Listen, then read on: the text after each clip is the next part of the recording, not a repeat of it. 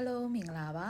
အရသာလည်းကောင်းပြီကျမ်းမာရေးလည်းအထောက်အကူဖြစ်စေတဲ့အသီးရွက်စုံစုံလေးလေးနဲ့ထမင်းပေါင်းကိုဒီနေ့လှူစားဖြစ်ပါတယ်အသီးရွက်တွေကတော့ပန်းပွင့်ဥနီရွှေပဲငရုတ်ပွားနဲ့ထိုင်ဝမ်မုန်ညင်းတို့ကိုတုံးထားပါတယ်ဂျင်းကြက်သွန်အဖြူအနီခန်းညင်သီးတို့ကိုလည်းလှီထားလိုက်ပါတယ်ကြက်သားကိုအရသာနေပါမယ်ကြက်သားမော်တကြားငရုတ်ကောင်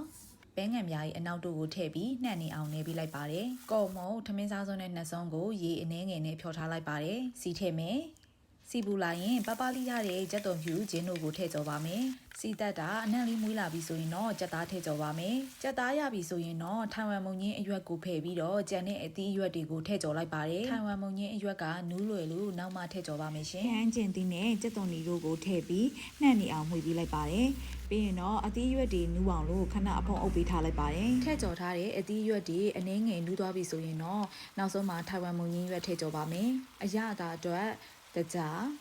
ကြက်သားမော်ခယူစီ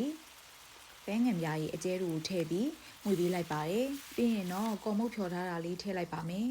ငရုတ်ကောင်းမှုထည့်မယ်အရေးရွှေရွှေလေးနဲ့စားခြင်းလို့နောက်ဆုံးမှာတော့ရေနွေးအနှဲငယ်ထည့်ထည့်လိုက်ပါတယ်ဒါဆိုရင်တော့အသီးရွက်စုံစုံလေးနဲ့အရသာရှိတဲ့ကြက်သမင်းမောင်းလေးရပါပြီရှင်ဗီဒီယိုကိုအဆုံးထိကြည့်ပေးသူအားလုံးကိုကျေးဇူးပါနောက်ဗီဒီယိုမှာပြန်ဆုံမယ်နော်